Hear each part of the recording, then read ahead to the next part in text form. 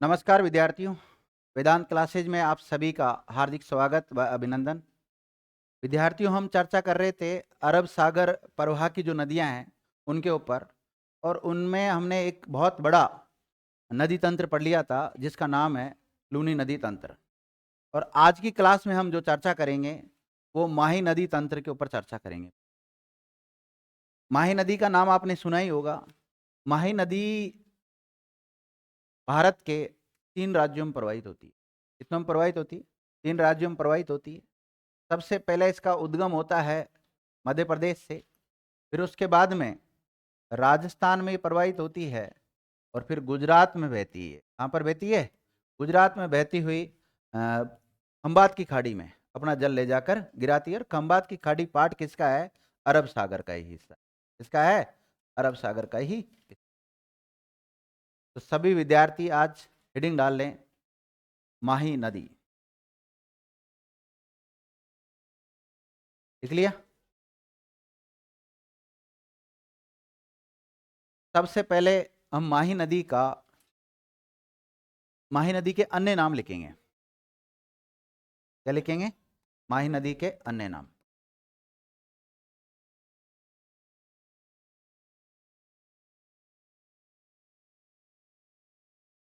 माही नदी के अन्य नाम।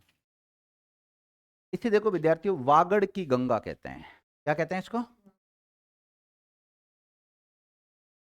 वागड़ की गंगा नाम से भी जाना जाता है। इसे आदिवासियों की गंगा भी कहते हैं। आदिवासियों गंगा कहते हैं। लिख लिया? इसे बागड़ की गंगा भी कहते हैं।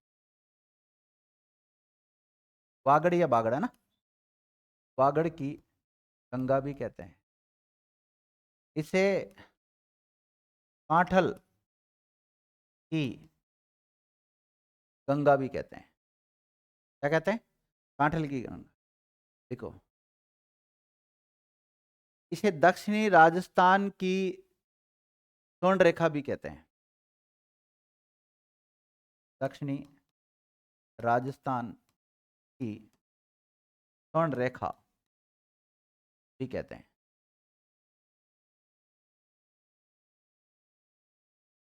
ये भी विद्यार्थी 12मासी नदी है, जैसे चंबल नदी है ना, ये भी 12मासी नदी है।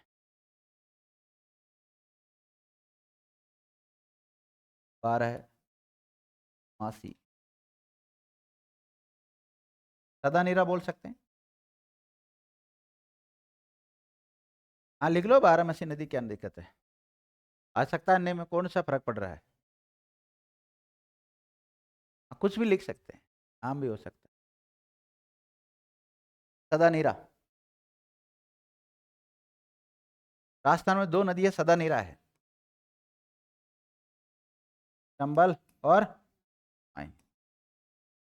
और वैसे ज्यादातर विकल्प में एक ही आता है, चंबल ही, लेकिन माई भी है। लिख लिया? अब सबसे पहले जानेंगे कि इसका उद्गम कहाँ से होता है। तो विद्यार्थियों, अगर आप ये मैप देखते हैं तो एक झील नजर आ रही है आपको, महद झील, जो कि कहाँ पर है? एमपी में। तो सबसे पहले लिखो आप उद्गम।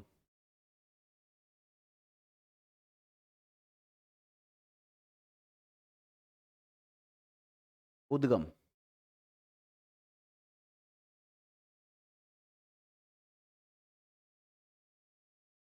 उद्गम लिखो अलग से। ऐसे विद्यार्थी,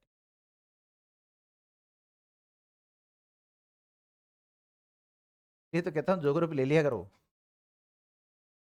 उद्गम, तो उद्गम कहाँ से होता है इसका? महद झील।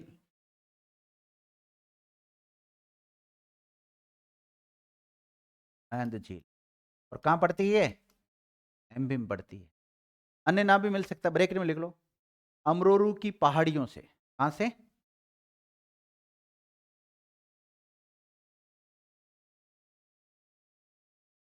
अमरोरू पहाड़ी। कहाँ से होता है इसका उद्गम?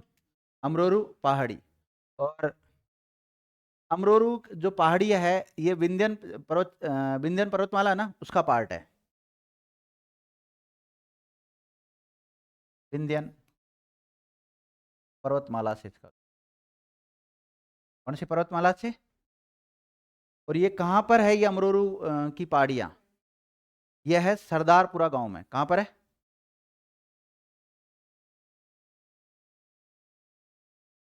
सरदारपुरा गांव। सरदारपुरा गांव कहाँ पड़ता है? मध्य प्रदेश में पड़ता है।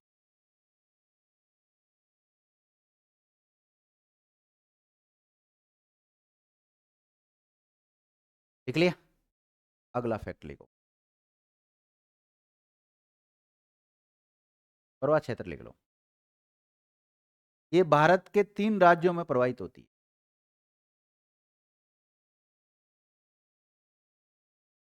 ये भारत के 3 राज्यों में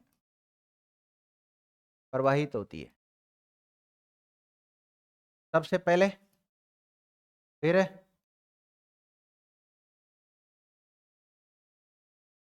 राजस्थान, और फिर 3 के नाम लिख लो। कौन कौन सा लिखा है? एमपी, राजस्थान और गुजरात। राजस्थान के कितने जिलों में प्रवाहित होती है? मुख्य रूप से 2 और अप्रत्यक्ष रूप से 3, क्योंकि बांसवाड़ा और प्रतापगढ़ के भी पास में सीमा बनाती हुई बहती है। तो लिखिएगा, ये राजस्थान के मुख्य रूप से 2 जिलों में प्रवाहित होती है। कितनों में? 2 में। 2 जिले। और 2 जिले कौन कौन से?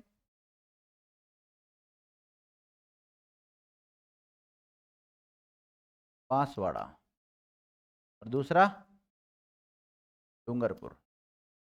लेकिन बांसवाड़ा और प्रतापगढ़ के बीच में बहती है ना, थोड़ा बहुत बता सकते हो आप प्रतापगढ़। ब्रैकेट में जब बांसवाड़ा लिखा ना उसके ब्रैकेट में आप प्रतापगढ़ में बहती है हल्की सी। 3 भी कभी आ जाए ना तो 3 को भी राइट मान लेना, और 2 और 3 आए तो कौन से को मानोगे? 2 को मानना है। मुख्य रूप से प्रवाहित क्षेत्र यही। लिख लिया? इसका संगम या मोहाना लिख लो। संगम या मोहाना खंबात की खाड़ी, ब्रैकेट में अरब सागर, गुजरात में।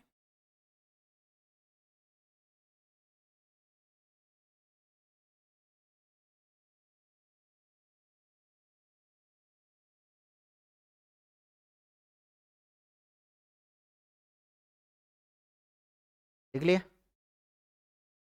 आपसे पूछा जाए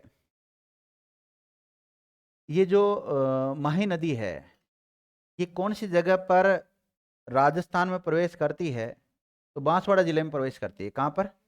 बांसवाड़ा जिले में प्रवेश करती है। और बांसवाड़ा जिले में जब ये प्रवेश करती है, कहाँ पे प्रवेश करती है? बांसवाड़ा में। बांसवाड़ा में जब प्रवेश करती है ना, इस कौन से गांव में प्रवेश करती है? खांदू गांव में। कौन सा? देखिएगा, माही नदी राजस्थान में खांदू ग्राम में प्रवेश करती है। कहाँ पर?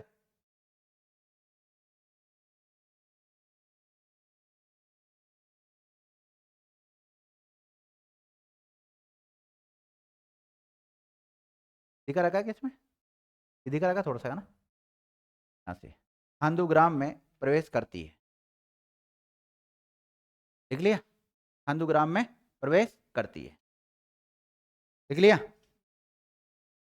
कुल लंबाई लिखो इस नदी की। देखो, माही नदी की कुल लंबाई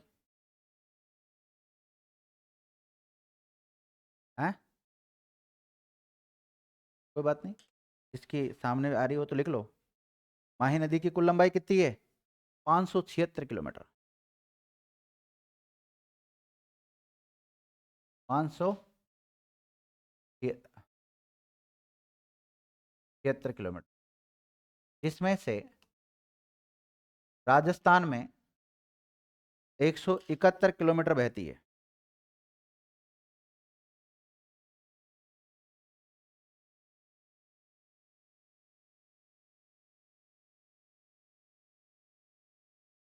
राजस्थान के अपवा क्षेत्र का माही नदी में कितना प्रतिशत आता है? 4.80। लिखिएगा, माही नदी राजस्थान के कुल अपवा तंत्र का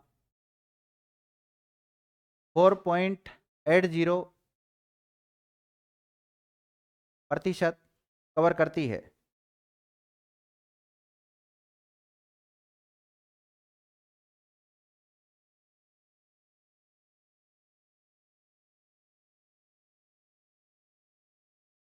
अगला फैक्ट लिखो, माही नदी का कुल जल ग्रहण क्षेत्रफल, माही नदी का कुल जल ग्रहण क्षेत्रफल 16,030 वर्ग किलोमीटर है। कितना है? 16,030 वर्ग किलोमीटर है।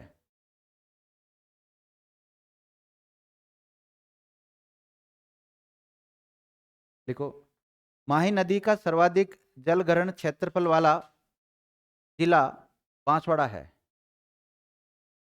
कौन सा है? बांसवाड़ा है। बांसवाड़ा है।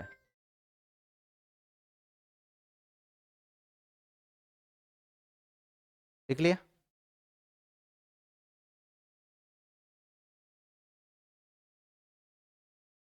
देखो, यू कैसे लिखते हैं, लेकिन ये तो उल्टा हो गया। तो उल्टे यू आकार की है। लिखिएगा, माही नदी की आकृति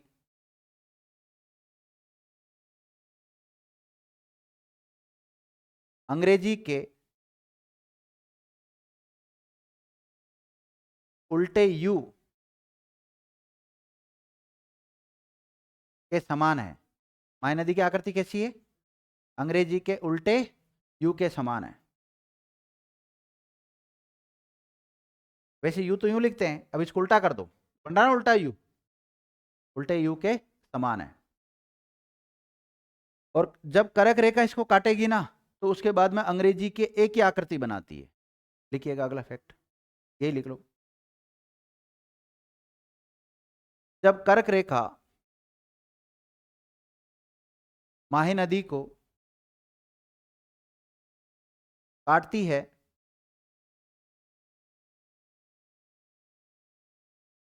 तब इसकी आकृति अंग्रेजी के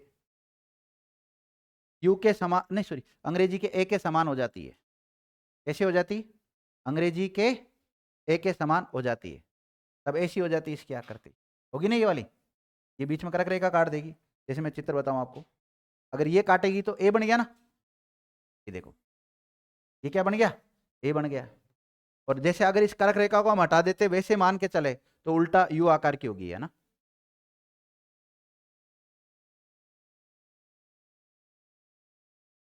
लिख लिया?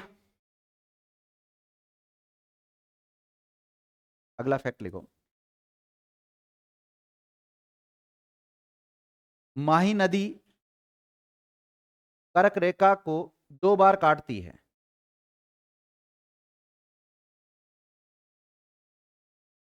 माही नदी कर्क रेखा को 2 बार काटती है।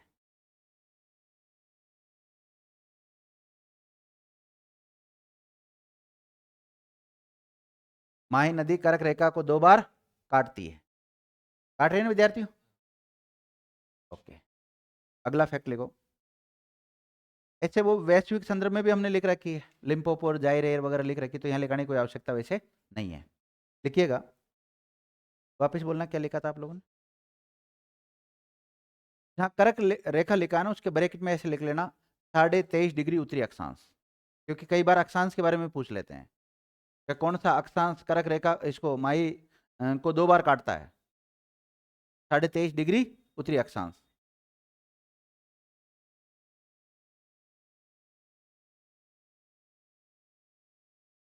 अब देखो, मतलब एक ऐसी नदी है जिसका उद्गम राजस्थान के दक्षिण में होता है और समापन भी राजस्थान के दक्षिण में ही होता है। देखिएगा, माही नदी राजस्थान की एकमात्र ऐसी नदी है, एकमात्र ऐसी नदी है जो राजस्थान में दक्षिणी दिशा से प्रवेश करती है। राजस्थान में दक्षिणी दिशा से प्रवेश करती है और दक्षिण में ही समाप्त हो जाती है। देखो मेरी बात सुनना, इधर से प्रवेश किया, इधर ही समाप्त हो गया ना, तो दक्षिण में प्रवेश किया। ये पूरी राजस्थानी कौन सी दिशा है? दक्षिण दिशा ही है, और दक्षिण में ही समाप्त हो जाती है।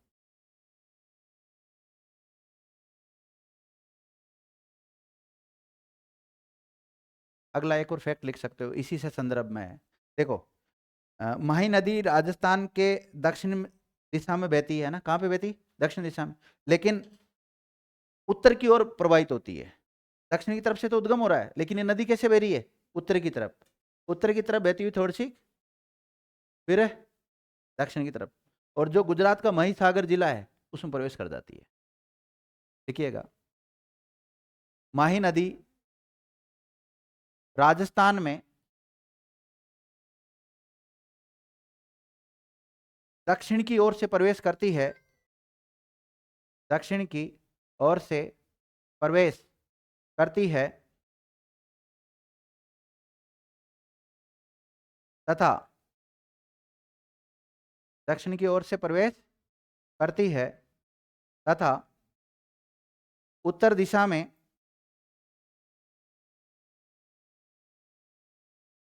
बहती है, फिर थोड़ी पश्चिम की ओर बहती है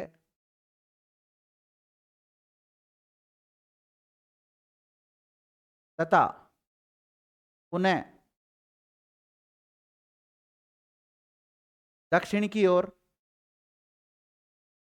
प्रवाहित होकर गुजरात के महिसागर जिले में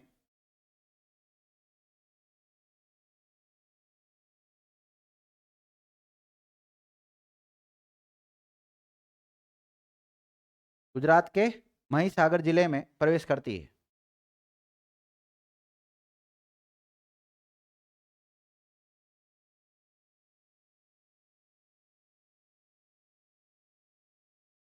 लिख लिया विद्यार्थियों?